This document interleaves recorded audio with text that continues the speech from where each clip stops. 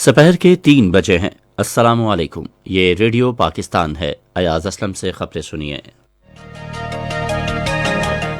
پہلے اہم خبروں کا خلاصہ۔ وزیر اعظم عمران خان نے کہا ہے کہ پاکستان ایسی پالیسیوں کی مدد سے درست سمت کی جانب گامزن ہے جن کا مقصد دولت کی پیداوار کے ذریعے عوام کو غربت سے نکالنا ہے۔ مواصلات کے وزیر نے حزب اختلاف سے کہا ہے کہ وہ اپنے ذاتی مفادات کے تحفظ کے بجائے عوام کے مسائل حل کرنے کے لیے پارلیمنٹ کا فورم استعمال کرے۔ ملک میں گزشتہ 24 گھنٹوں کے دوران کرونا وائرس سے متاثرہ مزید 71 افراد جام حق ہو گئے۔ پاکستان اور بھارت نے آج اپنی ایٹمی تنصیبات اور آلات کی فہرستوں کا تبادلہ کیا ہے۔ پاکستان نے اقوام متحدہ پر زور دیا ہے کہ وہ بھارت پر کشمیری جماعت دختران ملت کی سربراہ کے خلاف بے بنیاد الزامات کے خاتمے اور انہیں مکمل قانونی تحفظ فراہم کرنے کے لیے دباؤ ڈالے۔ اور عالمی ادارہ صحت نے کرونا وائرس کے خلاف ہنگامی استعمال کے لیے فائزر کی ویکسین کی منظوری دے دی ہے۔ اور اب خبریں تفصیل کے ساتھ۔ وزیر اعظم عمران خان نے کہا ہے کہ پاکستان ایسی پالیسیوں کی مدد سے درست سمت میں گامزن ہے جس کا مقصد دولت کی پیداوار کے ذریعے عوام کو غربت سے نکالنا ہے۔ وہ آج اسلام آباد میں پاکستان میں متعارف کروائی جانے والی نئی گاڑیوں کی افتتاحی تقریب سے خطاب کر رہے تھے۔ وزیر اعظم نے کہا کہ حکومت کاروباری برادری اور صنعتی شعبے کو مدد دے گی جس سے برآمدات میں اضافہ ہوگا۔ انہوں نے کہا کہ برآمدات کے ذریعے دولت میں ہونے والا اضافہ ملک میں عام آدمی کا معیار زندگی بلند کرنے کے لیے استعمال کیا جائے گا۔ عمران خان نے کہا کہ حکومت رواں سال کے دوران صنعتی ترقی پر توجہ مرکوز کرے گی جس کے معاشی ترقی پر مثبت اثرات مرتب ہوں گے۔ انہوں نے کہا کہ حالیہ مہینوں میں سیمنٹ اور کپڑے کی صنعت نے تیزی سے ترقی کی ہے۔ وزیر اعظم کا کہنا تھا کہ رواں سال کے دوران ان کے عوام کی بہبود کے 2 بڑے منصوبوں میں صحت کارڈ اسکیم کے ذریعے صحت کے یکساں سہولتوں کی فراہمی اور احساس پروگرام کے تحت ایسے اقدامات کا آغاز یقینی بنانا ہے کہ کوئی بھی شخص بھوکا نہ سوئے۔ چین کے ترقی کو پاکستان کے لیے موزوں ترین مثال قرار دیتے ہوئے وزیر اعظم نے کہا کہ پاکستان صنعتی ترقی اور زراعت کے شعبوں میں چین سے سیکھنے کا خواہاں ہے۔ انہوں نے کہا کہ حکومت پاکستان کے خصوصی اقتصادی زونز میں چین کی صنعتوں کے قیام کے لیے کوششیں کرے گی۔ وزیر اعظم عمران خان نے کہا ہے کہ ہم پاکستان کو ایک فلاحی ریاست بنانے کی جانب بڑھ رہے ہیں۔ آج متعدد ٹویٹس میں انہوں نے کہا کہ ہمارا احساس پروگرام، سماجی تحفظ اور ہماری صحت کارڈ اسکیم غریبوں کو باضابطہ طور پر علاج معالجے تک رسائی فراہم کرتی ہے۔ وزیر اعظم نے کہا کہ 2 منصوبوں کو مکمل کرنا ہے۔ 2021 کے نئے سال کے لیے میرا عزم ہے۔ پہلا منصوبہ تمام شہریوں کے لیے صحت کی یکساں سہولت کی فراہمی ہے۔ یہ منصوبہ خیبر پختونخوا میں شروع کر دیا گیا ہے اور اسے جلد پنجاب اور گلگت بلتستان میں شروع کیا جائے گا۔ انہوں نے کہا کہ ہمیں امید ہے کہ دوسرے صوبے بھی یہ پروگرام شروع کریں گے۔ وزیر اعظم نے کہا کہ میرا دوسرا منصوبہ یہ ہے کہ ہم احساس پروگرام کے تحت ملک بھر میں کوئی بھوکا نہ سوئے کے نام سے بھی پروگرام شروع کریں گے جو ہماری انتہائی خواہش ہے۔ انہوں نے کہا کہ اس سال کے اختتام تک یہ 2 منصوبے ہمیں پاکستان کو ایک فلاحی ریاست بنانے کے ہمارے ہدف کے قریب لے جائیں گے۔ سال 2020 کے بارے میں وزیر اعظم نے کہا کہ کرونا وائرس کی وبا کے باعث یہ سال ہمارے اور دنیا بھر کی عوام کے لیے ایک مشکل سال تھا، تاہم اللہ کے فضل و کرم سے ہم زیادہ تر ملکوں کے مقابلے میں بہت بہتر رہے۔ مواصلات کے وزیر مراد سعید نے حزب اختلاف سے کہا ہے کہ وہ اپنے ذاتی مفادات کے تحفظ کے بجائے عوام کے مسائل حل کرنے کے لیے پارلیمنٹ کا فورم استعمال کرے۔ وہ آج سینٹ میں حزب اختلاف کے ارکان کی جانب سے پیش کیے گئے ایک نوٹس پر اظہار خیال کر رہے تھے۔ وفاقی وزیر نے کہا کہ وزیر اعظم عمران خان نے یہ بات اب واضح کر دی ہے کہ وہ قومی خزانہ لوٹنے والوں کو NRO نہیں دیں گے۔ اپنے تاثرات میں قائد ایوان سینیٹر شہزاد وسیم نے کہا ہے کہ پاکستان تحریک انصاف کی حکومت بلند ترین احتساب پر یقین رکھتی ہے۔ انہوں نے کہا کہ بلا تفریق احتساب بہت ضروری ہے۔ اس موقع پر اظہار خیال کرتے ہوئے جمعیت علماء اسلام فی کے رہنما مولانا عبدالغفور حیدری نے کہا کہ ذرائع ابلاغ حکومت کی پشت پناہی میں حزب اختلاف کے رہنماؤں کی کردار کشی کر رہا ہے۔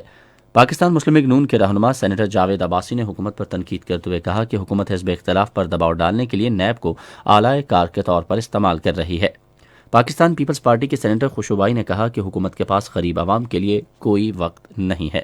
بحث میں حصہ لینے والے دوسرے سینیٹروں میں عثمان خان کاکڑ، میر کبیر احمد، محمد شاہی اور محسن عزیز شامل تھے۔ ایوان کا اجلاس اب پیر کو تیسرے پہر 3 بجے ہوگا۔ وزیر خارجہ شاہ محمود قریشی نے کہا ہے کہ حکومت حزب اختلاف کے ساتھ پارلیمنٹ میں قومی مسائل پر بات چیت کے لیے تیار ہے، تاہم احتساب کے جاری عمل پر کوئی بات نہیں ہوگی۔ آج پارلیمنٹ ہاؤس میں صحافیوں سے بات کرتے ہوئے انہوں نے کہا کہ وزیر اعظم نے یہ واضح کیا ہے کہ بدعنوان عناصر کو NRO نہیں دیا جائے گا۔ وزیر خارجہ نے کہا کہ ہم سیاسی لوگ ہیں، سیاسی عمل اور مذاکرات پر یقین رکھتے ہیں۔ شاہ محمود قریشی نے کہا کہ پاکستان ڈیموکریٹک موومنٹ کی قیادت آج جاتی امرہ لاہور میں ایک اجلاس منعقد کر رہی ہے، تاہم اتحاد میں شامل جماعتوں کے درمیان اختلاف پہلے ہی سامنے آ چکے ہیں۔ انہوں نے کہا کہ پاکستان پیپلز پارٹی کے سینٹرل ایگزیکٹو کمیٹی نے یہ فیصلہ کیا ہے کہ ان کی جماعت آئندہ ضمنی انتخابات اور سینٹ کے انتخابات میں حصہ لے گی اور وہ اسمبلیوں سے استعفے نہیں دے گی۔ انہوں نے کہا کہ پاکستان پیپلز پارٹی نے کسی بھی لانگ مارچ کی تاریخ کا فیصلہ نہیں کیا ہے۔ یہ خبریں آپ ریڈیو پاکستان سے سن رہے ہیں۔ ملک میں گزشتہ 24 گھنٹوں کے دوران کرونا وائرس سے مزید 71 افراد جاں بحق ہو گئے۔ National command and operation centre کی طرف سے جاری اعداد و شمار کے مطابق اس دوران 41,039 افراد کے کرونا ٹیسٹ کیے گئے، جس کے بعد مزید 2,463 افراد میں کرونا وائرس کی تشخیص ہوئی ہے۔ ملک میں کرونا وائرس کے 34,773 مریض زیر علاج ہیں۔ پاکستان اور بھارت نے آج اپنی ایٹمی تنصیبات اور آلات کی فہرستوں کا تبادلہ کیا ہے۔ دفتر خارجہ کے ترجمان زاہد حفیظ چودھری نے ایک بیان میں کہا کہ پاکستان میں ایٹمی تنصیبات اور آلات کی فہرست آج وزارت خارجہ میں باضابطہ طور پر بھارتی ہائی کمیشن کے نمائندے کے حوالے کی گئی۔ انہوں نے کہا کہ نئی دلی میں بھارت کی خارجہ امور کی وزارت نے بھارت کی ایٹمی تنصیبات اور آلات کی فہرست پاکستانی ہائی کمیشن کے نمائندے کے حوالے کی۔ دونوں ملک پاکستان اور بھارت کے درمیان ایٹمی تنصیبات اور ہتھیاروں پر حملوں کی روک تھام کے بارے میں معاہدے کے تحت ہر سال 1 جنوری کو ایک دوسرے کے ساتھ اپنی ایٹمی تنصیبات اور آلات کی فہرستوں کا تبادلہ کرتے ہیں۔ فہرستوں کا تبادلہ 1 جنوری 1992 سے مسلسل کیا جا رہا ہے۔ پاکستان نے اقوام متحدہ کے سیکرٹری جنرل انطونیو گوترس پر زور دیا ہے کہ وہ بھارت پر کشمیری جماعت دختران ملت کی رہنما آسیہ اندرابی کے خلاف بے بنیاد الزامات ختم کرنے کے لیے دباؤ ڈالے اور انہیں مکمل قانونی تحفظ فراہم کیا جائے۔ اقوام متحدہ کے سربراہ کے نام خط میں پاکستان کے مستقل مندوب منیر اکرم نے کہا کہ بھارت کو کشمیریوں کی جاری تحریک آزادی کو کچلنے کی کھلی چھٹی نہیں دی جا سکتی ہے۔ خیبر پختونخوا کے وزیر اعلیٰ محمود خان نے صحت سہولت کارڈ کی فراہمی کو ریاست مدینہ کی طرز پر مملکت کے قیام کی جانب حقیقت پسندانہ سنگ میل قرار دیا ہے۔ آج پشاور میں زون 3 کے لیے صحت سہولت کارڈ کے اجرا کی تقریب سے خطاب میں انہوں نے امید ظاہر کی کہ صحت سہولت کارڈ سے صوبے میں مفت علاج معالجے سے متعلق مسائل کا حل یقینی ہوگا۔ انہوں نے کہا کہ حکومت نے گردوں اور جگر کی پیوند کاری کا علاج بھی صحت سے متعلق پروگرام میں شامل کرنے کا فیصلہ کیا ہے۔ عالمی ادارے صحت نے کرونا وائرس کے خلاف ہنگامی استعمال کے لیے فائزر ویکسین کی منظوری دے دی ہے، جس سے ضرورت کے وقت اس کی تقسیم کی راہ ہموار ہو گئی ہے۔ ادویات اور صحت کی مصنوعات کے بارے میں عالمی ادارہ صحت کے اسسٹنٹ ڈائریکٹر جنرل پارنگیلا سیمیاو نے ایک بیان میں کہا کہ عالمی سطح پر کرونا وائرس کی روک تھام کے لیے ویکسین کی رسائی یقینی بنانے کی جانب یہ ایک انتہائی مثبت قدم ہے۔ اور محکمہ موسمیات کے مطابق آئندہ 12 گھنٹوں کے دوران ملک کے زیادہ تر حصوں میں موسم سرد اور خشک رہنے اور بالائی خیبر پختونخوا، شمالی بلوچستان دھند متوقع ہے۔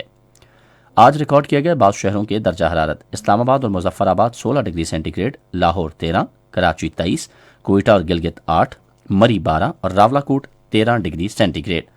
بھارت کے غیر قانونی زیر قبضہ جموں کشمیر میں محکمہ موسمیات کی پیشگوئی کے مطابق سری نگر، لیہ، پلوامہ، اننت ناگ، شوپیاں اور بارہمولہ میں موسم انتہائی سرد اور خشک، جبکہ جموں میں سرد اور خشک رہنے کا امکان ہے۔ مقبوضہ کشمیر کے مختلف حصوں میں آج درجہ حرارت یہ رہا: سری نگر، پلوامہ اور Baramulla 1 degree centigrade, Anantnag و شوپیاں 3، جموں 18 اور لیہ میں -12 ڈگری سینٹی گریڈ۔ اور اب آخر میں اہم خبروں کا خلاصہ ایک بار پھر سن لیجیے۔ وزیر اعظم نے کہا ہے کہ پاکستان ایسی پالیسیوں کی مدد سے درست سمت کی جانب گامزن ہے جن کا مقصد دولت کی پیداوار کے ذریعے عوام کو غربت سے نکالنا ہے۔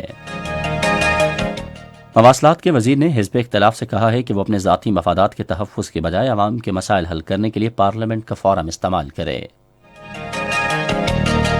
ملک میں گزشتہ 24 گھنٹوں کے دوران کرونا وائرس سے متاثرہ مزید 71 افراد جاں بحق ہو گئے۔ پاکستان اور بھارت نے آج اپنی ایٹمی تنصیبات اور آلات کی فہرستوں کا تبادلہ کیا ہے۔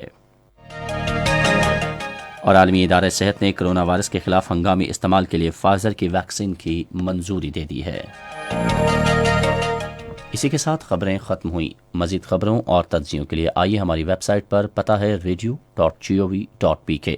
اس کے علاوہ آپ ہمارے فیس بک کے link radio Pakistan news official پر ہماری براہ راست ویڈیو سٹریمنگ بھی ملاحظہ کر سکتے ہیں۔